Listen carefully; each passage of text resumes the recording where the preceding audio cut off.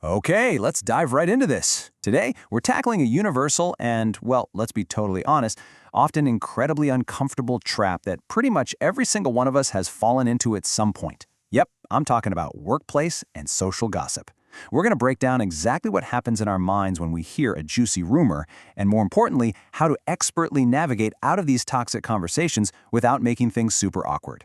Get ready, because these strategies are going to completely change how you handle office politics and social drama. But before we start pointing fingers or judging the behavior, we really have to validate our own human experience here. I mean, why does our brain actually crave gossip? Why does it feel so completely irresistible when someone leans in and whispers, "Hey, did you hear what happened?" You might think ignoring gossip makes you noble, or that staying silent makes you safe, but the truth is our brains are practically hardwired to listen. We have this deep-seated, undeniable craving for shared secrets, and understanding exactly why we have this biological drive is the absolutely crucial first step to beating it. The answer to that intense craving actually lies in evolutionary psychology. Our urge to gossip isn't necessarily born from malice. It's not because we're just bad people. According to evolutionary psychologist Robin Dunbar, it's actually an ancient survival instinct. Thousands of years ago, sharing stories about other people was literally how we built trust. It was the original social glue that kept early human tribes connected and safe. We crave gossip because, biologically speaking, our brains still think sharing social information is exactly how we survive and bond with our pack. But here is the crazy evolutionary pivot. A mechanism that kept us alive thousands of years ago actively destroys our credibility today. In the modern world, this ancient social glue has completely mutated. Today, it doesn't build trust at all. It breeds insecurity, it creates toxic cliques, and it slowly kills your reputation. Every single time you nod along to negativity, you're basically sending a silent message that people can use you as a captive audience for their toxicity. And even centuries ago, the great Stoic philosophers saw this modern problem coming from a mile away. Just listen to this powerful wisdom from Emperor Marcus Aurelius. If it's not right, don't do it. If it's not true, don't say it. It is so beautifully simple, right? Yet it's a basic truth we break almost every single day when we get swept up in the noise of a juicy rumor. So how exactly does gossip trap us today? Well, it happens through a sneaky psychological manipulation tactic called triangulation. This is when someone tries to pull you into a fake alliance by putting a third person down. And let's be real, in the moment it feels incredibly flattering, doesn't it? It feeds that ancient craving for social bonding because it feels like you're being trusted with an exclusive secret. But it's actually a trap. The brutal truth you have to remember is this: if they gossip with you, they're absolutely going to gossip about you eventually.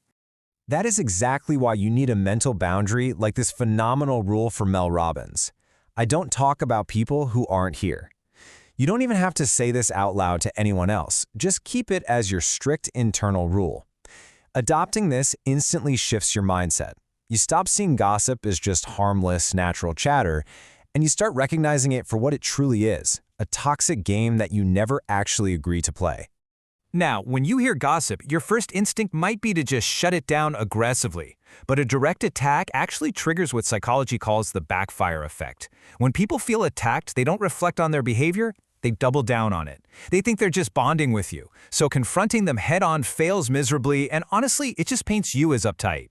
So what's the real psychological win here? Refusing the arena. You don't fight the gossip, you just gracefully opt out. So how exactly do we refuse the arena without making everything incredibly awkward? Well, we follow a master playbook. I've got 4 highly effective, psychology-backed steps to short-circuit gossip without ever killing the vibe. Remember, these strategies are designed to hack that ancient human craving for social bonding by redirecting the energy completely. Let's break them down one by one. All right, here's your very first strategy. Kill it with kindness. Imagine someone starts bad-mouthing a colleague. Instead of freezing up or nervously laughing along, you deliver this exact script. "Really? I've never had that experience. She's actually been really kind to me." Boom. Gossip gone. There's no confrontation, no awkward tension, just a calm, kind observation. Why is that simple sentence so devastatingly effective? It creates cognitive dissonance. Remember, gossip feeds on agreement, that ancient social bonding theory we talked about earlier. So when you stay calm and inject kindness into a negative space, you completely remove the shared negativity. This causes instant mental discomfort for the gossiper. You force them to internally rethink their negative tone, and you do it without ever explicitly telling them they're wrong. It's brilliant. But what if the gossiper tries to double down? What if they say, well, you don't know what she did last week? That's when you deploy absolute neutrality with the script like, everyone has different experiences. Maybe she was just stressed that day. Notice what you're doing there. You offer no defense and no offense. Just pure, unbothered neutrality. This right here is the core of emotional reframing. You are actively removing the emotional juice from the gossip. It's not about agreeing or disagreeing with the person anymore. It's about gracefully ending the emotional circuit. This actually taps into the Stoic concept of sympatheia, the idea that people act from causes, not malice. By responding with empathy, you completely kill the judgment. You shift the dynamic from a toxic us versus them to a calm, there's more to the story, protecting your own peace in the process. Once you've removed that emotional charge, it's time for strategy 3, shift the spotlight. You use a super smooth transition like, anyway, did you see the new project update? That looks intense. You just shift the ball right back to them, getting them to talk about a neutral subject or even themselves rather than tearing down someone else. The crucial point here is that you're using a social psychology technique called topic shifting. I actually love to think of this as social Aikido. In martial arts, Aikido is all about redirecting your opponent's momentum rather than clashing with it. Here, you are letting the negative force of the gossip pass harmlessly right by you. You maintain complete social harmony, you don't embarrass anyone, you make zero scene, but you successfully refuse to comply with their negativity. Sometimes, however, the gossip gets a little too heated for a simple pivot. And that brings us to strategy 4, break the tension with humor. When the room gets really tense, you can drop a lighthearted script like this one. Wow, this is starting to sound like a Netflix drama. I can't keep up with these plot twists. It safely breaks the tension. Just remember to immediately slide the topic to something safe as the laughter fades, so they don't accidentally mistake your joke for approval.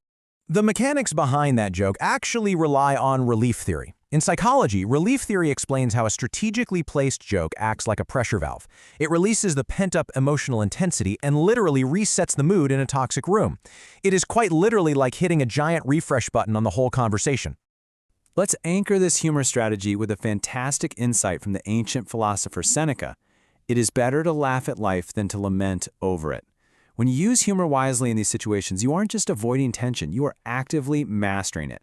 Mastering this lighthearted redirection protects your inner peace while simultaneously elevating your public reputation. Win-win, right? Escaping truly toxic people, when smooth psychological strategies are no longer enough. So for those truly toxic individuals who just won't quit, we deploy the gray rock method. The goal here is to intentionally act as boring and uninteresting as a literal gray rock. You give zero emotion. You use flat one-word replies like, oh, or, See, attention-seeking personalities crave validation and emotional fuel. By acting like a gray rock, you intentionally starve them of that fuel. When their gossip gets absolutely no reaction, it simply dies. Now, if acting totally boring still isn't working, it is time for the ultimate, unapologetic boundary script. I'm trying to stay in a positive mindset lately. Can we switch topics? Yes, this might cause a tiny bit of social awkwardness, but listen to me. Sometimes awkwardness is exactly what is needed for social correction. You are staying perfectly calm and polite, but you are drawing an absolute hard line in the sand to protect your energy. Let's pull this entire explainer together with this really profound quote from Epictetus. You can't control others, only yourself. Gossip isn't really about the person being talked about. It's a test of your own empathy, your discipline, and your self-respect. You can never stop gossip from existing in the world, but your true power lies entirely in how you choose to respond to it. Which brings me to my final question for you. Which of these strategies are you going to try the next time the gossip starts? Whether it's killing it with kindness, emotional reframing, or setting a firm boundary, you now have the tools. I challenge you to actively train your character by applying just one of these psychological hacks the very next time you face the noise. You are going to be amazed